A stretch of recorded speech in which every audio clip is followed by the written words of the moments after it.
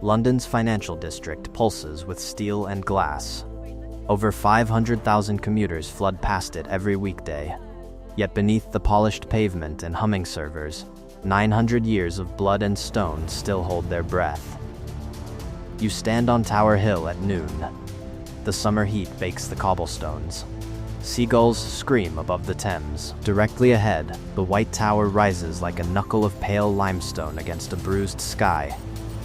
11 million visitors cross its iron portcullis each year. They buy plastic crowns and snap selfies in the courtyard. But this fortress never cared about tourism. William the Conqueror did not raise these walls to sell trinkets.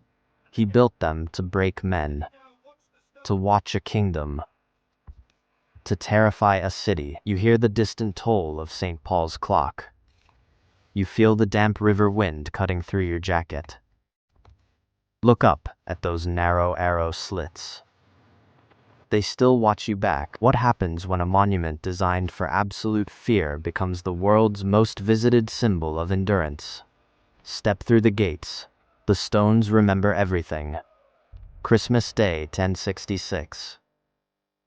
You watch smoke curl from freshly thatched roofs as William the Conqueror's exhausted Norman troops stomp through the mud outside London's eastern gate. The air smells of wood smoke, wet wool, and unwashed armor. You feel the vibration of iron-shod boots striking frozen earth. William does not celebrate his new crown inside the city. He builds a weapon. He orders Flemish masons to haul Kentish ragstone across the Thames on heavy barges. They stack the blocks in a perfect square, 50 feet wide at the base, 90 feet high. You smell crushed chalk and hot lime mortar as they raise the White Tower. It takes 20 years to finish. It costs more than William's entire 1066 invasion fleet. He does not build a palace. He builds a psychological siege engine. You walk the spiral staircase in 1078. Your palm scrapes against rough limestone. You hear the scrape of chisels echoing off vaulted ceilings. Every window faces outward. Every door reinforces inward. This is not architecture. This is a threat carved in stone. But here is the twist that shatters the myth. The tower does not begin as a prison. It starts as a royal zoo. Henry I stocks the grounds with lions, leopards, and a polar bear in 1125. The bear even fishes for salmon in the Thames on a 60-foot iron leash. You hear the growls bounce off the curtain walls. You smell musk and wet fur. The fortress becomes a living museum of power. William's descendants use exotic beasts to prove their reach stretches across continents. Yet behind the velvet ropes of this menagerie, something darker takes root. The stone that displays royal magnificence will soon absorb royal blood. Henry III expands the walls between 1238 and 1240. He adds the outer curtain wall, the Wakefield Tower, and the Bloody Tower. You stand on the scaffolding as master masons pour lead into iron joints. Rain lashes your face, the river surges below. You watch the fortress transform from a single keep into a concentric labyrinth. It becomes a self-sufficient city. It houses a mint. It armories 50,000 swords. It shelters the royal treasury. The architects complete the stage. The cages wait, and the crown will hide more than just gold in the dark. You step across the newly finished drawbridge in 1240. The iron chains groan. The water laps against fresh pilings. The king's engineers designed these defenses to withstand a siege. They forgot one thing. The real threat never comes from outside. It walks through the gates wearing velvet. The walls stand ready. The prisoners arrive next. April 23rd, 1533. You stand on a wooden platform inside the tower's inner ward. Rain drums against the slate roof of St. Peter ad Vincula. The air reeks of damp straw, iron rust, and fear. You watch Anne Boleyn pace her cell in the Queen's house. Her silk dress frays at the hem. Her fingers trace the cold stone wall. She does not know she will face a French swordsman on Tower Green in exactly 17 days. You hear the heavy thud of the Gowler's keys. The corridor stretches into shadow. This is not a dungeon of chains and rats. The tower operates as a 5-star hotel for traders. High-ranking prisoners eat roasted swan, drink Gascon wine, and write poetry on prison walls. Thomas More walks the battlements with his daughter in 1534. He debates theology. He sleeps on a feather mattress. The crown grants him servants. Comfort becomes the true torture. The mind fractures when hope dangles just out of reach. You descend into the crypt beneath the White Tower in 1541. Your boots slip on wet flagstones. The temperature drops 20 degrees. You smell stale earth and old blood. This is where the myth of the rack takes hold. But the tower does not invent torture. It perfects bureaucracy. The Privy Council sends orders on wax-sealed parchment. Interrogators use psychological warfare, not just iron screws. They isolate prisoners. They control light. They manipulate sleep. You watch a guard slide a single loaf of bread under a door in 1553. He locks it for 6 hours. Hunger breaks resolve faster than any thumbscrew. The real horror here is administrative. The state turns suffering into paperwork. Yet one fact cuts through centuries of propaganda. The tower executes fewer than 100 people in 500 years. London Bridge displays more severed heads. Tyburn Hill claims thousands. The fortress builds its reputation on theatrical precision, not volume.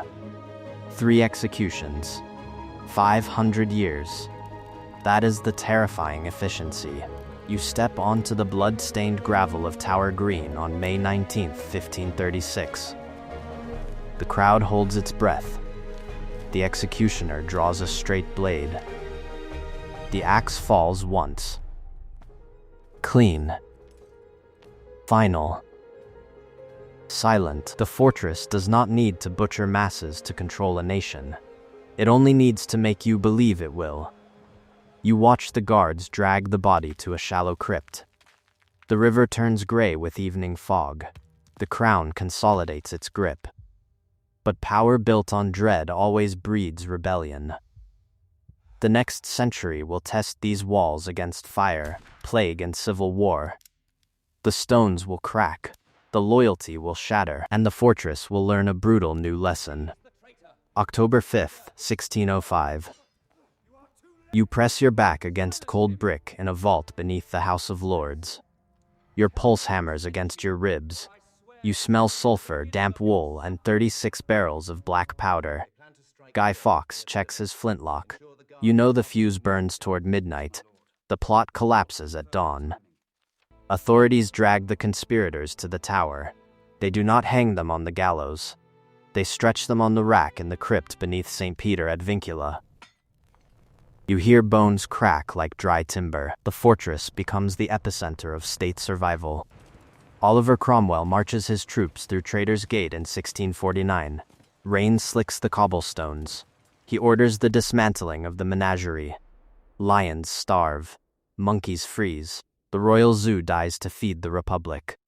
You watch soldiers strip the crown regalia from the treasury in 1649. They melt gold crowns into coin. They sell diamonds to fund a navy. The monarchy vanishes. The tower stands hollow. But you step into the vaults on May 25, 1671. The air smells of hot wax and fresh velvet. Colonel Thomas Blood smashes the glass case with a mallet. You hear crystal shatter. He grabs St. Edward's crown. He flattens the heavy gold orb with a hammer. He shoves the sovereign's orb into his breeches. Guards tackle him in the corridor. The jewels survive. Parliament decides to lock them behind bars. But here is the counterintuitive truth. The crown jewels do not sit behind reinforced glass for security. They sit on velvet cushions for propaganda. The monarchy puts the jewels on public display in 1669 specifically to restore public trust after the Civil War. You watch a guard polish a diamond the size of a plum. Light fractures across the imperial state crown. The fortress stops functioning as a prison. It becomes a stage. The real treasure is not the gold. It is the illusion of permanence. You walk the ramparts on August 12, 1780. The Gordon riots rage outside the gates. 10,000 protesters throw torches and stones. You feel the heat on your face. You hear the mob chanting against the king. The tower fires cannons loaded with grape shot. The crowd scatters. The walls hold. 2 centuries later, you watch anti-aircraft guns mount the same ramparts in 1940. Searchlights cut through blitz smoke. The fortress survives bombs, fires, and revolutions. It adapts. It outlives every empire that tries to own it. The Tower of London never belonged to kings. It belongs to time itself. It turns fear into fascination. It transforms execution sites into pilgrimage grounds.